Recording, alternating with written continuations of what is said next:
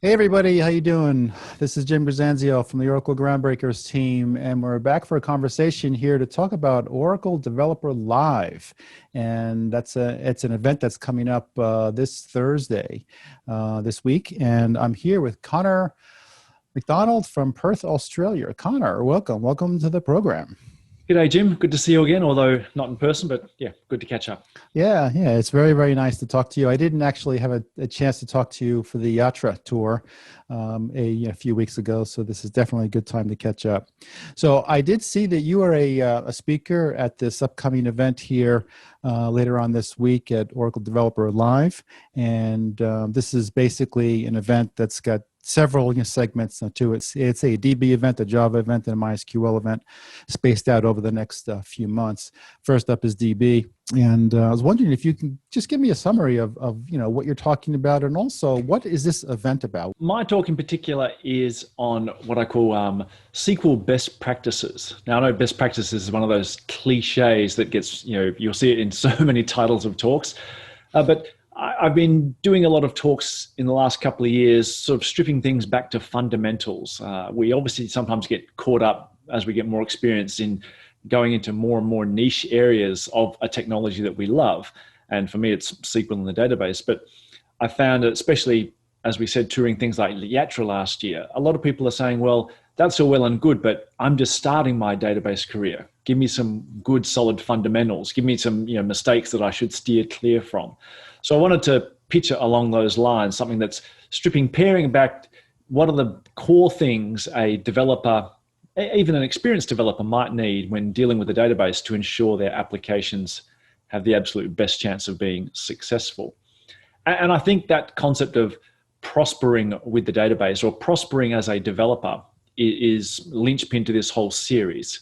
This whole series is effectively, I won't say a direct replacement, but it's a reflection of the fact that there won't be a Code 1 this year and there won't be an Oracle Open World this year. And so, as of a lot of events, they're going virtual. But I like the fact that we've also made a bit of a change here. There's a very strong emphasis in all the talks this year on being a little bit more practical. There's this thing, I've been referring to what I call virtual burnout. There's so many virtual events on, and even just catching up with friends like we are today is done virtually at the moment. So the virtual burnout thing is a real thing. And so we've tried to adjust this content a little bit more. So there's a very strong emphasis on practical, a very strong emphasis on Q&A. For example, normally if you're running some sort of Zoom session, if I'm running it, then I'd have to pause my slide deck or pause my content to answer questions. What we've done in this thing is, for every session we've got extra people in the background who can sit there and dynamically in real time respond to Q&A. So we don't have to pause the content. We don't have to pause any of the practical. We can literally have people. Yeah, it's one of those cliches. We have our callers are standing by, waiting for your call. But yeah, so we'll have Q&A people on every session who can in real time, basically mold the content and mold the session as it goes, as opposed to just death by PowerPoint.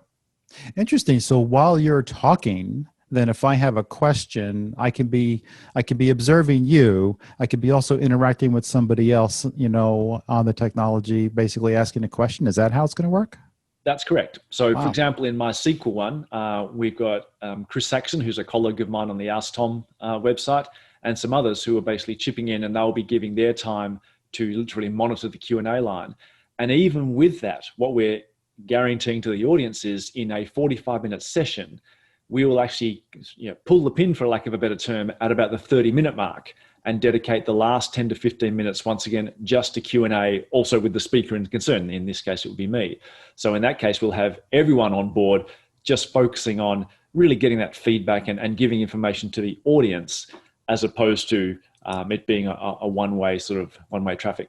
Wow, that's interesting. I'll definitely have to tune into this and see how it works out, because you're right. I mean, there's a lot of burnout and there's a lot of sameness, and plus, everyone's just sick of looking at a flat screen. So one of the things I mentioned, actually, one of the things I experienced on the Yatra tour, I was talking with a lot of the speakers. and several of them were running hands-on labs. And you mentioned that this event here upcoming on Thursday is going to be more dynamic, more interactive. It's also going to specifically have hands-on labs. And I understand from the Yatra tour that they went actually very, very well. But I had to say, how do you do a hands-on lab virtually? And so how do you think this is going to work out? I have to admit, I was equally a cynic with Yatra, and it's funny how I was always, thought that a hands-on lab, the name suggests what needs to be required. It's hands-on. People need to be present. But yeah, Yatra actually ran very, very well, and we've actually learned some lessons from that and some other events that we're running. And so I think these ones should run very, very smoothly, in the sense that we're using a combination of things like chat lines, Zoom sessions, and the ability for people to have that, once again, instantaneous feedback, the equivalent of raising your hand and saying, please come around to my laptop and let me show you something. So there's a strong focus on making sure that kind of experience is still present. Similarly, for those hands-on labs that are very much involved in clouds or cloud technology, we've done a lot of work in terms of literally shrinking the sign-up process to virtually zero. So even if you've never used any Oracle Cloud technologies before, if you register for the Dev Live event, when the hands-on labs come to play, you'll be able to literally get your own free cloud, free autonomous database, etc., right there and then. So we've learned some lessons over the past. It's always smoother and smoother each time we've run one of these, and we're at the point now where I think the hands-on labs will actually run almost as good as actually a physical on-presence lab. Cool. It'll be interesting to see. One of the things I noticed in this particular event is that there's quite an interesting mix of speakers. You've got some very, very senior executives, from Oracle. So you get a corporate perspective, a customer perspective there, sort of like a product, direction perspective. There are some advocates there, but a lot of these people as well are just engineers who are doing engineering. They're actually contributing code to the gates, and they're actually doing the real work. And so I think people will get a nice mix of content here. And I think that there's been a genuine focus on that. One of the beauties but challenges of massive events like Code One and Oracle Open World is, if you have a fairly narrow focus, you're either an engineer or you're a techie or you're a middle manager or you're an architect. It's always been, the content is there for you, but you've really had to work hard to sort of sniff it out because there's just so much going on. So with this virtual event, we sort of shrink that down, make it very, very tight, but also very, very available to anyone that comes along. So we've got Juan Loaiza, who will be kicking off the event. If you're more at the senior level in your IT organization, you're looking for strategic direction, ideas of where to go, then the content's right there for you. But if you're a deep dive techie or an engineer, it's not like you're sitting there going, oh no, there's going to be 25 different sessions and only one of them's going to be tech. We've tried to get a mix and match of all the different kinds of content such that there's something for everyone, even though it's just a nice, short, tight one-day event. Cool. Interesting. Okay, so Oracle Developer Live coming up on this Thursday. The focus is database, and next month it's Java, and the month after that it's MySQL. So I'll put all this information, obviously, down below. But you mentioned something a little bit earlier, that your session's on SQL, and I just wanted to get your feedback a little bit here, because I've heard some developers are sort of steering clear of SQL these days. Is that just me hearing things, or what's up with that? I think there's a degree of truth to that, and I think it's a sad thing, because I think it's a misinformed truth. There's a little bit of sort of, I call it, cultural background. There's developers were often almost pushed clear of interacting directly with the database, because often other people in their organizations, DBAs, architects, were a little bit, I would say, overprotective. It's like, you shouldn't be doing that. We deal with the database, don't come near us. So there's always been that pushing away of things.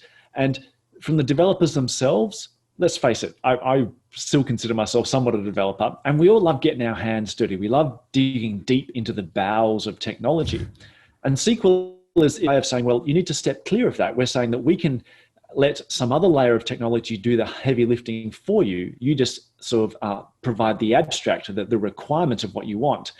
And it's funny, we've seen just recently the passing of one of the legends of the computer community, Frances Allen. She got a Turing Award.